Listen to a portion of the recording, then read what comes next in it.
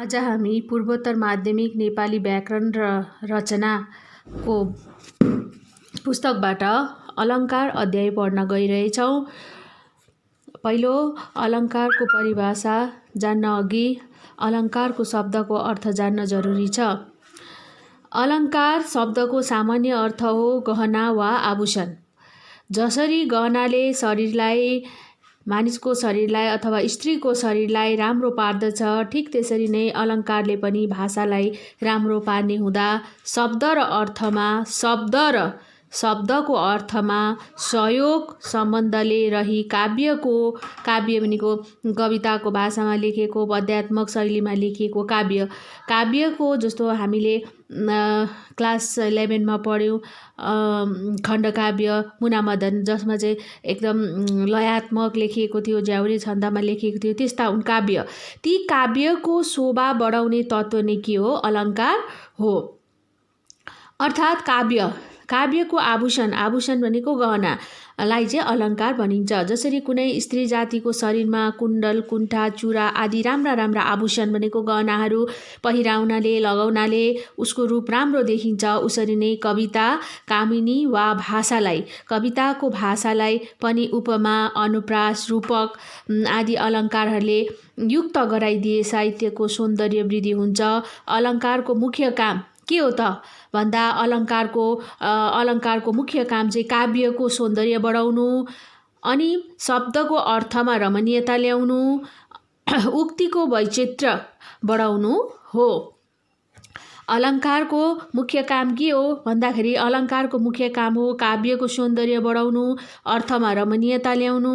रमणीयता भन्ने रमाइलो, सुन्दा रमाइलो लाग्ने, उक्तिको वैचित्र्य ल्याउनु। उक्ति भनेको भनाइमा चाहिँ वैचित्र्य, एउटा अचम्मको चमत्कारयुक्त उक्तिहरू हुन्छ, भनाइ हुन्छ। त्यस्तालाई चाहिँ हामी के भन्छौँ? अलङ्कारको मुख्य काम भन्छौँ। अब अलङ्कारको साहित्यमा के महत्त्व छ भन्दाखेरि चाहिँ यहाँ चाहिँ भनिएको छ अलङ्कारको महत्त्व। यहाँ अलङ्कारको महत्त्वले चाहिँ के भन्छ भन्दा चाहिँ अलङ्कारको साहित्यमा के महत्त्व छ? अलङ्कारको महत्त्व पढौँ। अब साहित्यमा अलङ्कारको के महत्त्व छ भन्दा पूर्वीय समालोचना सिद्धान्त अनुसार शास्त्रीय दृष्टिमा अलङ्कारको महत्त्व पहिलेदेखि नै सशक्त रूपमा प्रबल रूपमा रहेको कुरा शास्त्र समीक्षक आचार्यहरूले आफ्ना ग्रन्थहरूको नाम काव्य अलङ्कार, श्रुतवृत्त आदिमा अलङ्कार शब्द राखेकोबाट थाहा हुन्छ। उनीहरू भन्दाखेरि चाहिँ त्यो अलङ्कार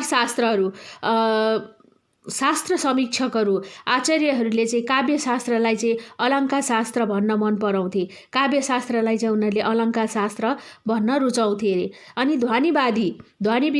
ध्वनिवादीहरूले पनि यसको महत्त्वलाई राम्ररी स्वीकारेका छन् भन्दा चाहिँ अलङ्कारको महत्त्वलाई चाहिँ के गरेका छन्? स्वीकारेका छन्। उनीहरू ध्वनिभित्र पनि अलङ्कार देख्छन्। शास्त्रीय चर्चामा समीक्षकहरूले आफ्ना सिद्धान्तलाई प्रमुखता दिए पनि कसैले पनि आफ्नो विवेचनामा अलङ्कारलाई टुटाएका छैनन्। यसैले यसको महत्त्वलाई सजिलैसँग हामी बुझ्न सक्छौँ। अथवा भनिन्छ अलङ्कारको साहित्यमा किन महत्त्व छ भन्दा चाहिँ अलङ्कार चाहिँ भावाभिव्यक्तिको त्यो द्वार हो। द्वार भनेको त्यो दैलो हो। भावाभिव्यक्ति भनेको हामीले आफ्नो मनमा भएका कुराहरू प्रकट गर्छौँ। केद्वारा प्रकट गर्छौँ? हामी मुखद्वारा प्रकट गर्छौँ, होइन? भावाभिव्यक्तिको एउटा त्यो द्वार हो, भाषा शैलीको एउटा त्यो साधन हो जो काव्य सौन्दर्यको वृद्धिमा सहायक हुन्छ।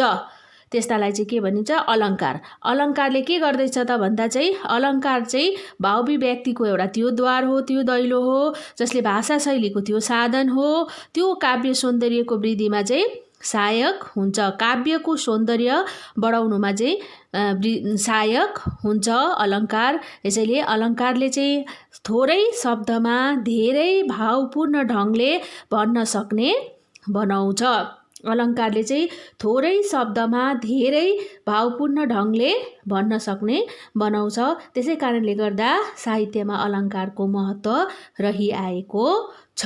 अब कुरा आयो अलङ्कार कति किसिमका हुन्छन्, अलङ्कारका कतिवटा भेद छ, अलङ्कारका कतिवटा रूप छन् भन्दाखेरि भाषाका मुख्य दुई तत्त्व हामीले जे बोल्छौँ हाम्रो भाषाको दुईवटा तत्त्वहरू छन्, एउटा शब्द र एउटा अर्थ।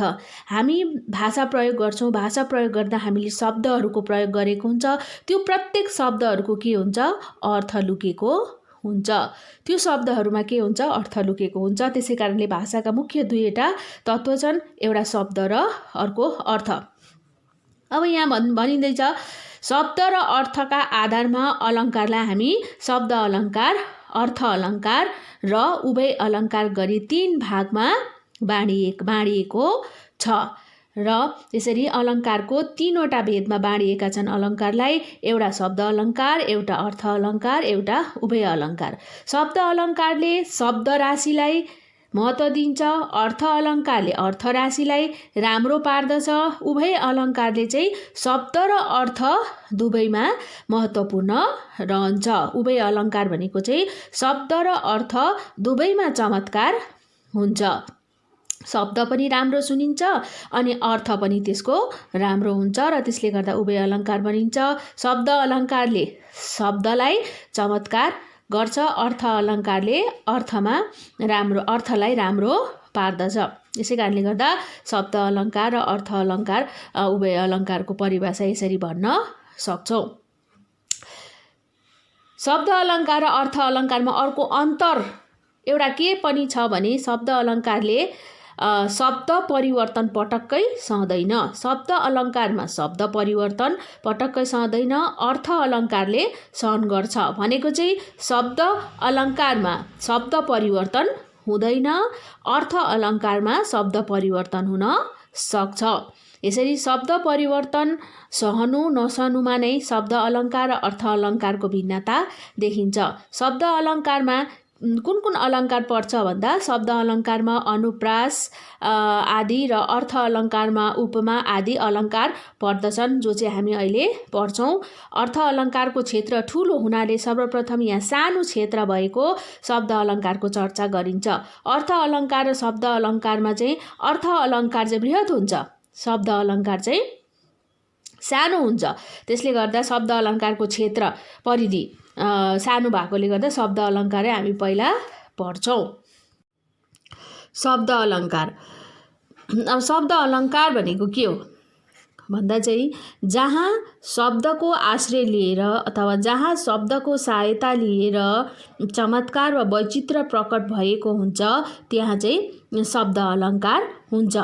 अब कुनै पनि काव्यमा शब्दको आश्रय लिएर चमत्कार, शब्दमा चमत्कार र वैचित्र्यता प्रकट भएको हुन्छ, त्यसले त्यहाँ चाहिँ शब्द अलङ्कार हुन्छ। अझ भनौँ सुन्दैमा त्यो शब्द चाहिँ सुन्दैमा रमाइलो लाग्ने किसिमको शब्दको विचित्रताद्वारा चमत्कार भनेको नि विचित्रताद्वारा काव्यको शोभा बढाउने अलङ्कारको नाम हो शब्द अलङ्कार।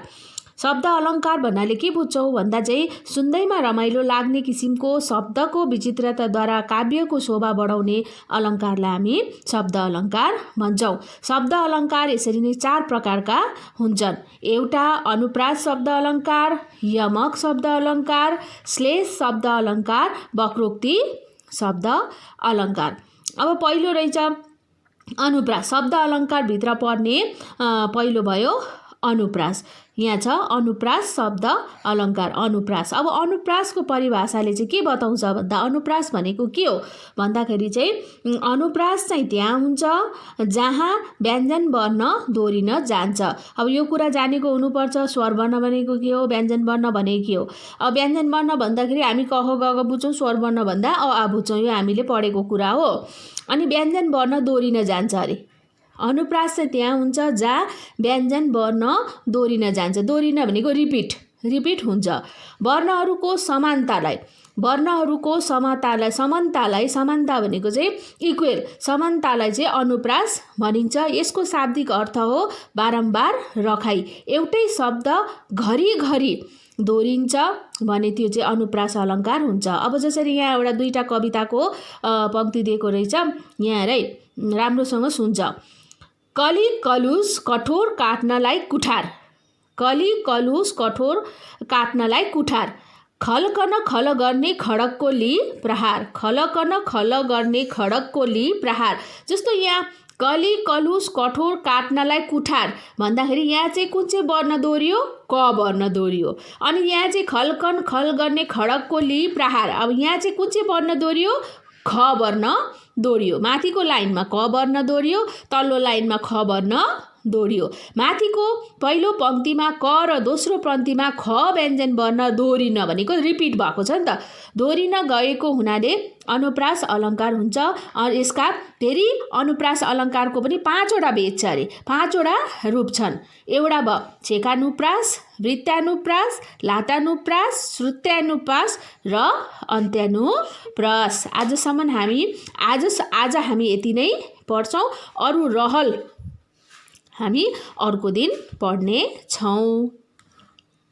आज हामी रहल अस्ति पढेको रहल भाग पढ्नेछौँ। त्यसमा अस्ति हामीले अनुप्राससम्म पढ्यौँ, आज छेकानुप्रास पढ्नेछौँ। छेकानुप्रासमा चाहिँ के रहेछ भन्दा, छेकानुप्रास भनेको के हो भन्दा संस्कृत साहित्य शास्त्रमा छेकको अर्थ हो चतुर। जहाँ यो छेकानुप्रासमा चाहिँ वर्ण समूह अथवा धेरै वर्णहरू एकै पटक मात्र दोहोरिन्छ। यसमा चाहिँ घरिघरि दोहोरिँदैन, एउटा लाइनमा धेरै वर्णहरू एक पटक मात्र दोहोरिन्छ, त्यसलाई चाहिँ छेकानुप्रास शब्द अलङ्कार भनिन्छ। जस्तै यो उदाहरण हेर्दा बुझिन्छ, सन्तोष मानेर महर्षि हर्षमा वर्षाई आशिष विशेष रूपमा भने यो दुईटा पंक्तिमा चाहिँ के बुझिन्छ भन्दा, जस्तो माथिको लाइनमा दिएको छ हर्षि हर्ष, अनि तल्लो लाइनमा छ शिष शेष। अन्त यहाँ हर्षि यो स्वरवर्णलाई यो छटाइलाई र रेफलाई नहेरेर हस हस गरेर दुईटा हस हस चाहिँ एकै ताल मात्र दोहोरिएको छ माथिल्लो लाइनमा। तल्लो लाइनमा तालबेश बडाइकर मूर्धेश सएक स, यी स्वर वर्ण बडाइकर र एकर स्वर वर्णलाई छोडेर हामी व्यञ्जन वर्णलाई मात्रै हेर्यौँ भने स गरेर यो दुईटा स चाहिँ एकैपल्ट मात्र जोडिएको छ। दुईटा वर्णहरू चाहिँ एकैपटक मात्र यहाँ जोडिएको छ। अनि यसले गर्दाखेरि चाहिँ व्यञ्जन समूह एकैपटक मात्र दोहोरिएकोले गर्दा यसलाई चाहिँ छेकानुप्रास शब्द अलङ्कार भनिन्छ। अर्को छ वृत्तानुप्रास शब्द अलङ्कार। अब वृत्तानुप्रास शब्द अलङ्कारले के भन्दछ भन्दा चाहिँ एक वा एकभन्दा धेरै वर्णहरू एक वा एकभन्दा धेरै वर्णहरू एकै बार दोहोरिन्छ भने त्यहाँ वृत्तानुप्रास अलङ्कार हुन्छ। एकैपल्ट दोहोरियो भने त्यहाँ चाहिँ के हुन्छ? वृत्तानुप्रास अलङ्कार हुन्छ। जस्तै कल कल नयाँ कल्पना कलका कलक कलाई, एक वा एकभन्दा धेरै वर्णहरू अनेक बार दोहोरिन्छन्। जस्तो क चाहिँ अब यो लाइनमै हेर, यो चरणमै हेर, क चाहिँ 1 2 3 4 5 6 पल्ट दोहोरिएको छ। त्यसले गर्दा यसलाई वृत्तानुप्रास शब्द अलङ्कार भनिन्छ। किन भन्दा एक वा एकभन्दा धेरै वर्णहरू अनेक बार दोहोरियो भने त्यसलाई चाहिँ वृत्तानुप्रास अलङ्कार भनिन्छ।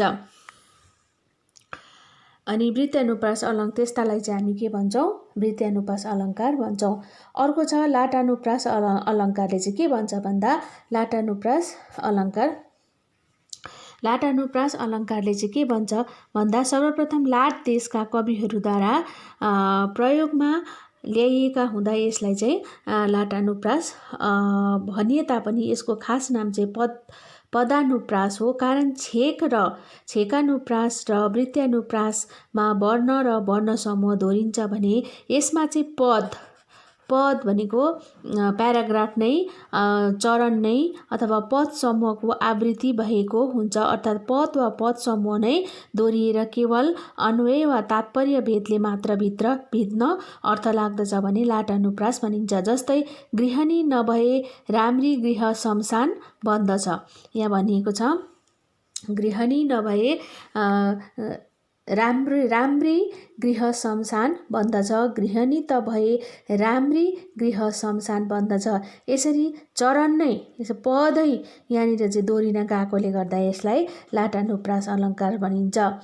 अनि यसरी हामी अनुप्रास शब्द अलङ्कारमा पनि अनुप्रासका हामीले कतिवटा भेद भेटाएको छौँ। छेकानुप्रास, वृत्तानुप्रास, लाटानुप्रास, श्रुत्यानुप्रास र अन्त्यानुप्रास गरेर हामी 1 2 3 4 5वटा भेद भेटाएका छन्। 5वटा रूप छ अनुप्रास अलङ्कारको।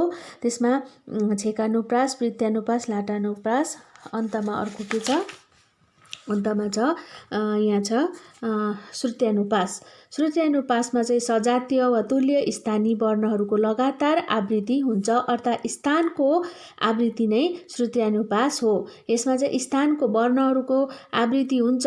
वर्णहरूको आवृत्ति भनेको रिपिट हुन्छ, तर स्थानको आधारमा हुन्छ। जस्तै उदाहरण छ खग, घुमे, वन, धेर, उदास भई मा कण्ठ स्थानीय ख, ग, घ यी वर्णहरूको आवृत्ति भएको छ, अथवा यी वर्णहरू चाहिँ घरिघरि दोहोरिएका छन्। कण्ठ स्थानीय भन्दा हामीले व्याकरणमा पढेको हुन्छ तालव्य स्थान, कण्ठ स्थान, मूर्धन्य स्थान भन्ने।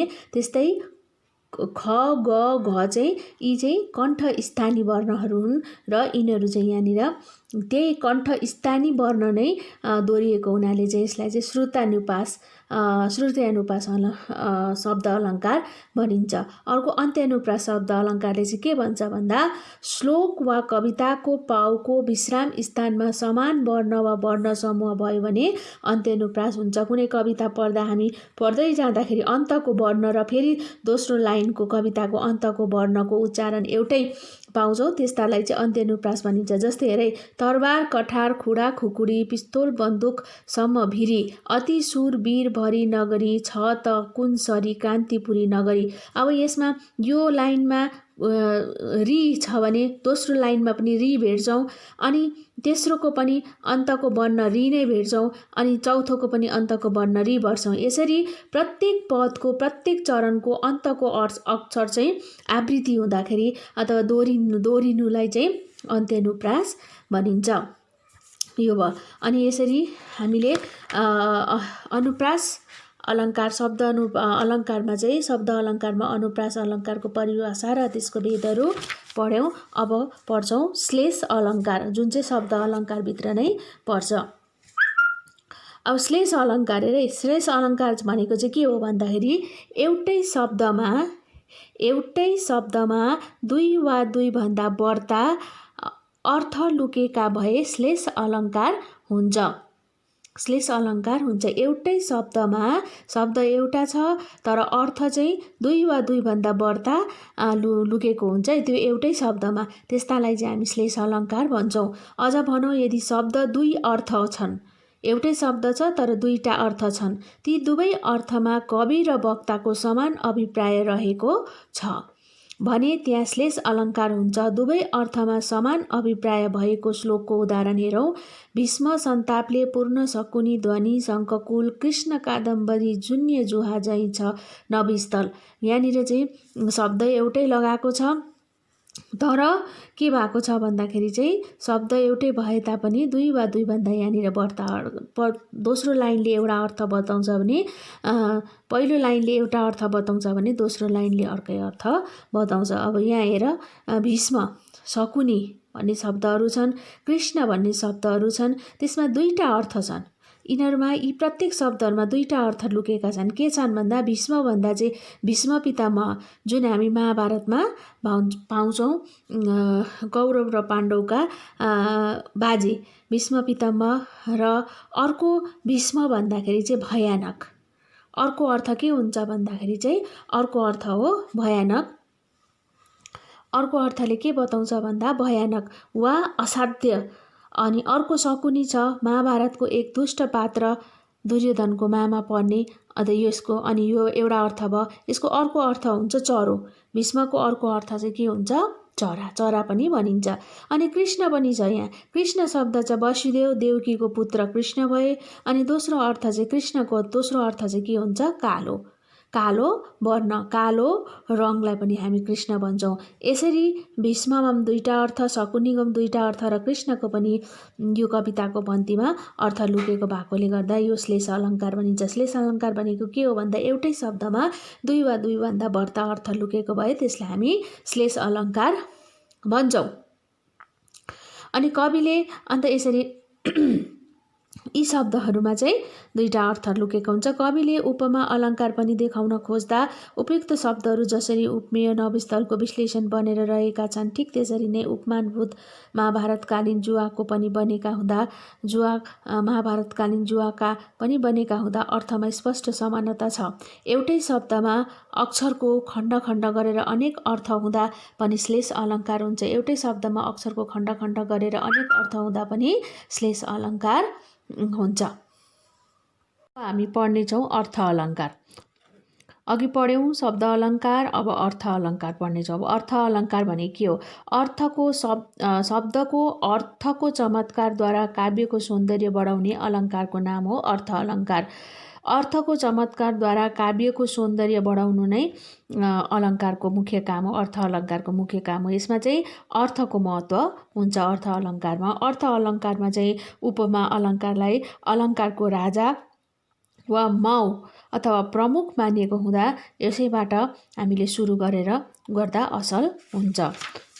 भनेपछि यसमा चाहिँ भयो उपमा अलङ्कार चाहिँ अर्थ अलङ्कारहरूमध्ये श्रेष्ठ अलङ्कार हो। उपमा र उपमेयको यसमा चाहिँ के हुन्छ भन्दा उपमा र उपमेयको सुन्दर सादृश्य उपमा अलङ्कार हो। अब उपमा र उपमेयको सुन्दर सादृश्य नै उपमा अलङ्कार हो भनिएको छ। अर्थात् कुनै एउटा अप्रसिद्ध वस्तु, घटना, क्रिया आदिको वर्णन गर्दा त्यसलाई छर्लङ्ग स्पष्ट हुनको लागि अर्को एउटा प्रसिद्ध वस्तु, घटना आदिसँग समानता देखाउँदै तुलना गरिन्छ वा दाँजिन्छ भने यहाँ उपमा अलङ्कार हुन्छ। यसका 4वटा अङ्ग छन्: उपमेय, उपमान, साधारण धर्म र उपमावाचक। अब कुरा आयो यहाँनिर के कुरा आयो भन्दाखेरि चाहिँ उपमा र उपमेयको सुन्दर वा सादृश्य उपमा अलङ्कार हो। उपमा र उपमेयको सुन्दर सादृश्य एकदम राम्रो प्रकारले दुवैको समानता देखाउनु नै अलङ्कार उपमा अलङ्कार हो भनेको छ। अर्थात् कुनै एउटा अप्रसिद्ध वस्तु भनेको अब हामीले चिनेको छैनौँ, त्यो वस्तु जानेको छैनौँ, तर त्यो वस्तुलाई चिनाउनको निम्ति एउटा वस्तु, घटना, क्रिया, कुनै एउटा घटनाको हामीलाई उदाहरण दिएर चाहिँ हामीलाई त्यो अप्रसिद्ध वस्तुसँग के गरिन्छ? परिचित गराइन्छ अनि छर्लङ्ग पार्नको लागि अर्को एउटा प्रसिद्ध, जुन चाहिँ एउटा हामीले जानिरहेको वस्तुसँग चाहिँ त्यो वस्तु र घटना आदिसँग हामीलाई समानता देखाउँदै तुलना गरिन्छ, दाँजिन्छ भने त्यसमा उपमा अलङ्कार हुन्छ। अब कुनै पनि एउटा तिमीले नजानेको चिजलाई चिनाउनको निम्ति एउटा जानेको चिजसँग तुलना गरेर त्यो नजानेको चिजसँग परिचित गराउनु नै उपमा अलङ्कारको मुख्य काम हो। यसमा अब उपमा अलङ्कारका 4वटा अङ्ग छन्। त्यसमा एउटा उपमेय भन्छ अरे। उपमेय भनेको चाहिँ के हो भन्दाखेरि चाहिँ प्रस्तुत विषय, उपमान भनेको अप्रस्तुत विषय।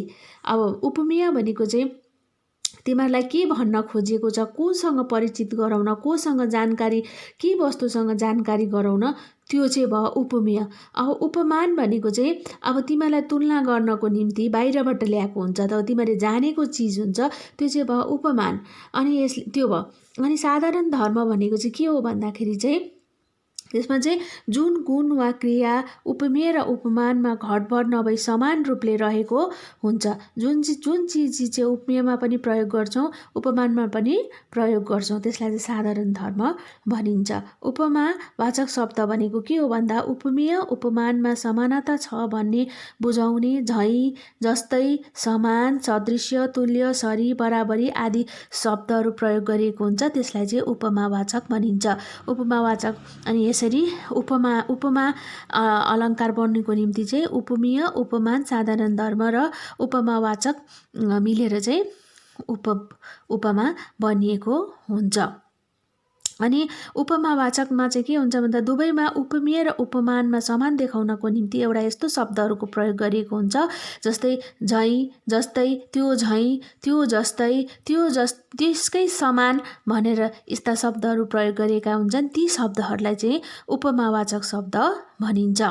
जस्तै यहाँ दिएको हुन्छ नि, मुख चन्द्रमा जस्तै राम्रो छ, यहाँ चाहिँ जस्तै शब्द चाहिँ के हो? उपमावाचक शब्द हो। मुखलाई चाहिँ कोसँग तुलना गरियो? चन्द्रमासँग। अब मुखलाई परिचित गराउनको निम्ति चाहिँ चन्द्रमासँग चाहिँ के गरिएको छ? चन्द्रमाको यहाँ चन्द्रमासँग परिचित गराइएको छ। तर मुखको वर्णन गर्नको निम्ति चाहिँ अब मुखलाई राम्रो छ भन्नको निम्ति चाहिँ चन्द्रमा शब्दको प्रयोग गरिएको हुन्छ। त्यसले गर्दाखेरि चाहिँ मुख चाहिँ उपमेय भयो, उपमान चाहिँ चन्द्रमा भयो। किनभने कोसँग वर्णन गर्नु परेको छ, मुखको वर्णन गर्नु परेको छ, कोसँग तुलना गरिएको छ, चन्द्रमासँग।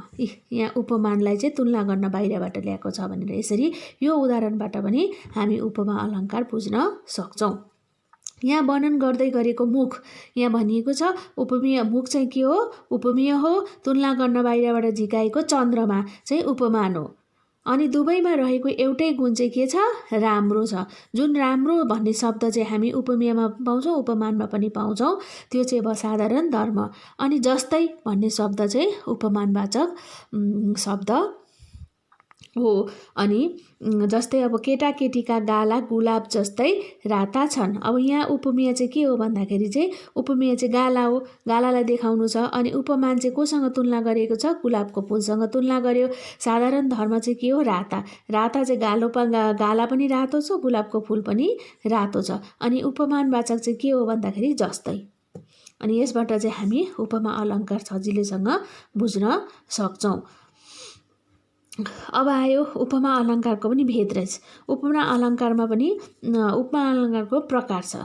अब हुन त उपमानका भेद 26 भन्दा धेरै मानिएको छ, तर मुख्य रूपमा चाहिँ पूर्णोपमा र लुप्तोपमा गरी दुई प्रकारको मानिएको छ। उपमाका उपयुक्त 4 अङ्गहरूमा सबै अङ्ग पुरा छन् भने पूर्णोपमा अलङ्कार भनिन्छ, अथवा एक मात्र पनि कम्ती भयो भने लुप्तोपमा अलङ्कार भनिन्छ। अङ्ग भन्नाले चाहिँ हामीले यो 4 वटालाई चाहिँ हामी उपमा अलङ्कारको अङ्ग मान्नुपर्छ।